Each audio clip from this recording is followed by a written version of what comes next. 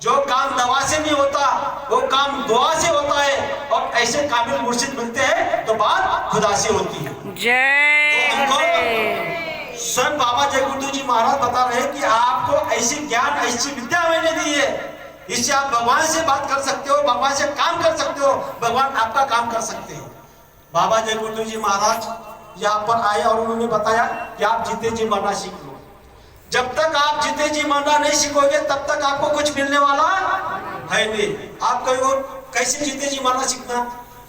आज जगत में हर जीव मरने के लिए डर रहा है, हर मरने से भयभीत है। आप हम सब लोग मरने को डर से भयभीत होते हैं, हर जीव। इसीलिए बाबा जय गुरु जी महाराज ने हम सबको बताया, जा मरने से जब डरे मेरे मन आनंद, कब मरियो कब पाइयो पूर्ण परमानंद। क्या बता रहे हैं? सब जगत का हर जीव मरने से डर रहा है, लेकिन जो जीते जी मरना सीख लेगा सीधा यहाँ से उसकी जीवात्मा ऊपर जाएगी, ऊपर से आएगी। ये युक्ति ये विद्या हम आपको गुरु महाराज ने दी है कि हम भयभीत नहीं होंगे। जा मरने से जब डरे मेरे मन आनंद, कब मरियो कब पाइयो पूर्ण परमानंद। जब वो पूर्ण परमानंद हम हमारे अंदर में ले आएंगे तो हम हमारा काम हो जाएगा। लेकिन हम आपको इसके पहले क्या करना है? हमको संत महात्मा का आदेश का पालन करना है, तन की मन की धन की सेवा करनी है, आए गए का सत्कार करना है। और बाबा जय गुरु जी महाराज ने खासकर हमारी माता बहनों को आवाज लगाई है कि आप क्या करना, जब खाना बनाती हो उस समय थोड़ा आटा साइड में रखना, थोड़ा चावल साइड में रखना, थोड़ी सब्जी साइड में रखना। इससे क्या होगा, जहाँ धर्म का कार्य होगा तो ये आप जब लगाओगे तो आपकी घर की खोई हुई बरकत आपको वापस मिल जाएगी। ये आदेश बाबा जय गुरु जी महाराज ने सबको दिया है। बताओ दूसरी बात, गुरु महाराज समझा रहे हैं हम सबको। सभी लोग ध्यान से सचेत होकर सुनो। गुरु महाराज ने और हमारे लिए एक छोटा सा दृष्टांत बताया है। वो दृष्टांत बताकर मैं मेरी सेवा को विराम दूंगा, क्योंकि मेरा आधा घंटा हो जाएगा, अभी भी 10 मिनट बाकी है। मैं 10 मिनट में आपको बताना चाहता हूँ, सभी लोग इस बात को ध्यान से अच्छे से सुनो, क्योंकि गुरु महाराज ने शाकाहारी पत्रिका में सबके लिए ये बताया है।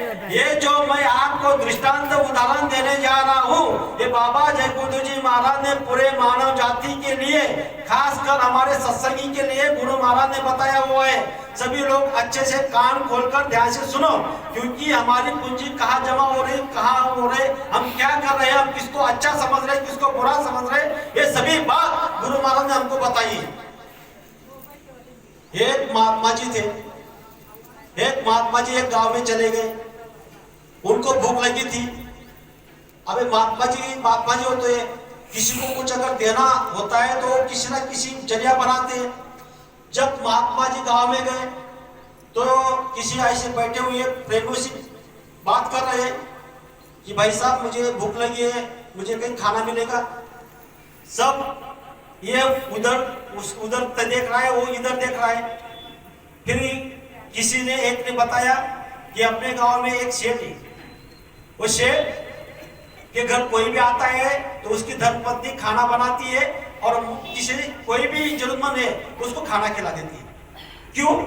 सबके घर मकान में तो उनकी सबकी तो शादी हुई थी, सबका तो परिवार था, सबके अपने अपने पत्नी थी, अपने घर ले जा सकते थे, लेकिन उनमें से कोई लेकर नहीं गया।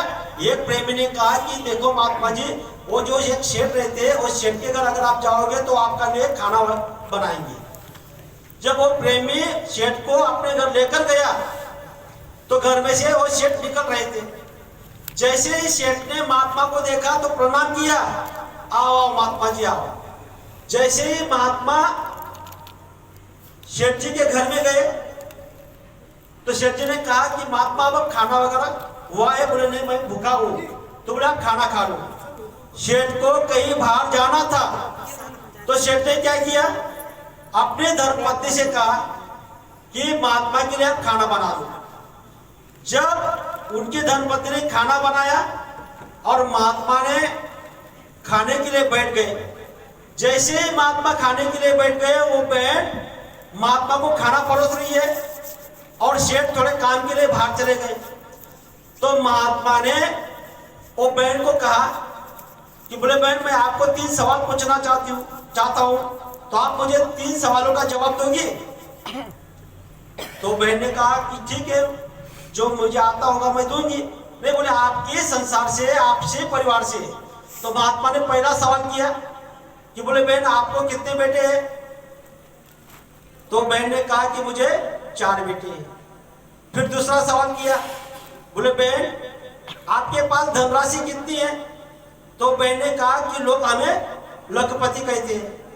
फिर तीसरा सवाल किया, बोले बहन आपका जो पति है, जो सेठ है, इनकी आयु कितनी है?